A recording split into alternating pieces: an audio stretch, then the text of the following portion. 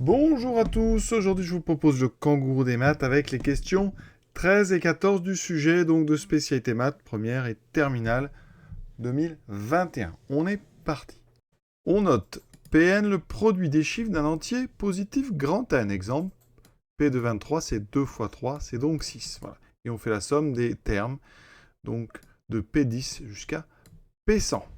Des 91 termes, effectivement, comme ça on a des nombres qui auront au moins deux chiffres. Alors qu'est-ce qu'on peut remarquer? D'abord, on va ici regarder tout ce qui va de P10 jusqu'à P19.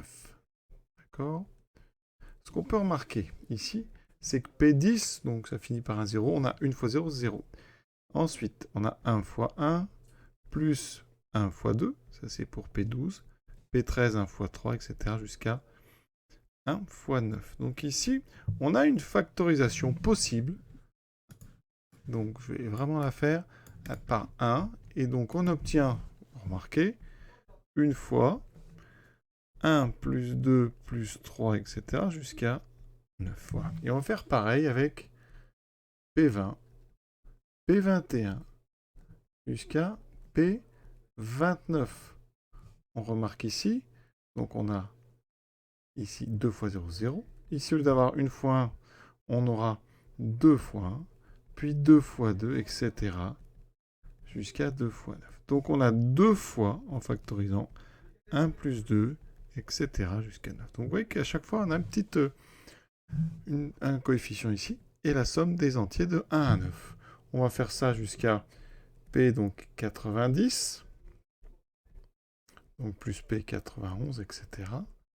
Jusqu'à P 99, on obtiendra bien 9 fois la même somme. Voilà, des entiers de 1 à 9. Il nous reste P100. Alors P100, on ne le compte pas parce que ça fait 1 fois 0 fois 0, ça fait 0. Donc on fait le bilan de tout ça. J'ai donc ici la somme totale. Une fois la somme des entiers de 1 à 9. Alors les entiers de 1 à 9, 1 plus 2 plus 3 jusqu'à 9, il faut connaître. Je vous rappelle la formule. La somme des entiers donc de 1 à n, ça c'est absolument à connaître, c'est n fois n plus 1 sur 2. Donc ici, ça fera 9 fois 10 sur 2, ce qui me donne 45. Donc la somme, c'est 1 fois 45, plus 2 fois 45, etc. jusqu'à 9 fois 45. On factorise par 45 et, étonnamment, c'est assez rigolo, on obtient dans la parenthèse 1 plus 2, etc. jusqu'à 9. La même somme. Donc la somme qu'on cherche, c'est 45 fois 45, le carré de 45. C'est un nombre qui finit par 5. Pour le calculer, on fait donc 4 fois le suivant de 4, c'est donc 5, 4 fois 5, 20, ça fait 2025. Vous pouvez vérifier. Donc réponse, c'est la réponse A. Assez joli exercice, hein, astucieux et rigolo. On passe à la question suivante. Un grand triangle donc est divisé en triangles plus petits. Vous voyez ici, on a un grand triangle qui est divisé en 4 petits triangles. À l'intérieur, on a écrit le périmètre donc de chacun des petits triangles. Le périmètre, c'est donc la somme des côtés, des longueurs des côtés. Quel périmètre du grand triangle? Donc moi, je cherche quoi? Je cherche à calculer donc la somme de ces 3 côtés ici, d'accord?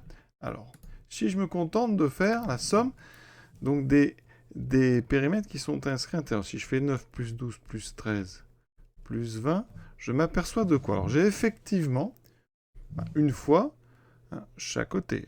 Pour le 12, je vais avoir celui-là, je vais avoir celui-là. Le 20 va m'apporter cette longueur-là, cette longueur-là. Le 9 va m'apporter ça et ça. Le souci, c'est que, eh bien, ici, les autres vont être comptés plusieurs fois. Vous voyez, le 12 ici. Eh bien, dans le 12, il y a cette longueur qui est comptée. Mais cette longueur, elle était aussi comptée dans le 13. Donc, ça veut dire qu'ici, cette longueur, il va falloir que je l'enlève 2 fois. Et vous avez exactement le même problème avec ce côté ici du petit triangle avec 9 et du triangle avec 20, mais que j'ai compté aussi dans le 13 qui était là. Donc, les côtés du 13 sont comptés 2 fois, donc je dois calculer ça. Ça me fait 25, 5, donc 45 et 9, 54. Et je dois faire 54 moins 2 fois eh bien, les 13 des côtés que j'ai compté ici 2 fois. Donc 54 moins 26, Ça fait donc ici, j'ai 24 et 4, 28. Donc, c'est la réponse petit a. Et l'exercice, vous voyez, est déjà terminé. Je vous souhaite une bonne fin de journée à tous et à bientôt.